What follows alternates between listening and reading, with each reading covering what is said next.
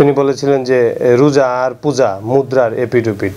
তো এটি আমি একজন মুসলমান হিসেবে অবশ্যই এটা আমার ধর্মীয় অনুভূতিতে আঘাত। অ্যাডভোকেট শিশির মনির উনি আমাদের আইন অঙ্গনের একজন প্রতিভাবান মানুষ এবং আমরা তাকে ফলো করি।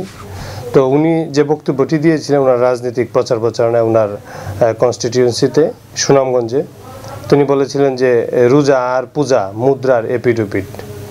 তো এটি আমি একজন মুসলমান হিসেবে অবশ্যই এটা আমার ধর্মীয় অনুভূতিতে আঘাত। তো এরকম পরিস্থিতিতে ওনার মতো একজন সিনিয়র ব্যক্তির কাছ থেকে আমরা আসলে এরকম বক্তব্য কখনোই আশা করি নাই। উনি হচ্ছে যে বক্তব্যটা দিয়েছেন, উনি চাইলে কিন্তু পরবর্তীতে বক্তব্যটা খণ্ডন করে কিংবা উনি ওনার যুক্তিটাও যদি উপস্থাপন করতেন, সেক্ষেত্রে হয়তো এই বিষয়টি আপনার একরকম মানুষের মধ্যে বা মানুষ হয়তো সেই জিনিসটা বুঝতে পারতো ওনার যদি যুক্তি থাকে। কিন্তু খুব স্বাভাবিক, মিজানুর রহমান আজহারি একজন ইসলামিক বক্তা, উনি কিন্তু একবার বক্তব্য দিতে দিতে যে আল্লাহ রাসূল এবং আল্লাহ রাসূলের ওয়াইফ, আমাদের আল্লাহ রাসূলের ওয়াইফকে নিয়ে কিন্তু উনি এক ধরনের কথা বলেছিলেন।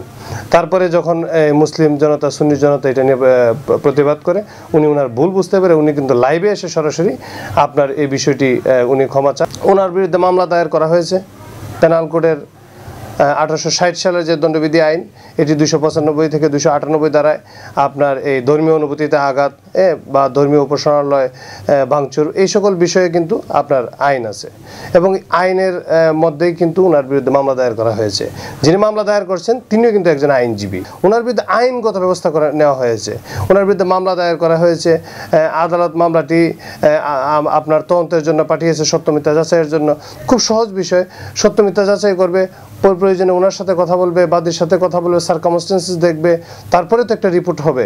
ওই রিপোর্টের ভিত্তিতে যদি এটার সত্যতা থাকে এবং ওই সেকশন যদি সরাসরি যদি এই সেকশনটা লাই করে উনি যদি এই দ্বারা অপরাধগুলো করে থাকেন, তাহলে অবশ্যই তার বিরুদ্ধে আইনানুগ ব্যবস্থা গ্রহণ করা হবে। আর না হলে তো সেখানে মামলাটা আপনার সেখানেই তো শেষ হয়ে যাবে। এটা তো খুব সহজ মানে একটা বিষয় এবং উনি মামলা হয়েছে উনি ইতিমধ্যে জানতে পেরেছেন। তো আমি একটা জিনিস দেখে অবাক হলাম যে উনি ওনার যে প্যাডে, ওনার আইনজীবীর প্যাডে, উনি ওনার ফার্মের প্যাডে উনি একটা বক্তব্য দিলেন যে একটি রাজনৈতিক মহল অতি উৎসাহী হয়ে ওনার বিরুদ্ধে মামলা দায়ের করেছেন, উনি আইনগতভাবে লড়বেন। তো এটা আমি এরকম কখনোই দেখি নাই এবং এটা তো খুব স্বাভাবিক।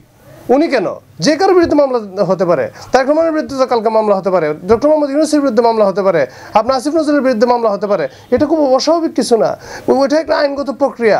এখানে তো তার বিরুদ্ধে এমন কোনো কথা বলা হয় না যে উনি এই কথা বললো যে রাজনৈতিক উদ্দেশ্য। কোথায় রাজনৈতিক উদ্দেশ্য?